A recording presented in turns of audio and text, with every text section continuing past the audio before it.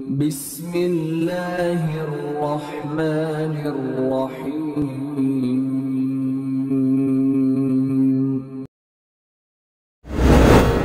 حضرت ابو ہریرہ رضی اللہ تعالیٰ عنہ نے بیان کیا کہ میں نے رسول اللہ صلی اللہ علیہ وسلم سے عرض کیا، یا رسول اللہ، قیامت کے دن آپ کی شفاعت کی سعادت سب سے زیادہ کون حاصل کرے گا؟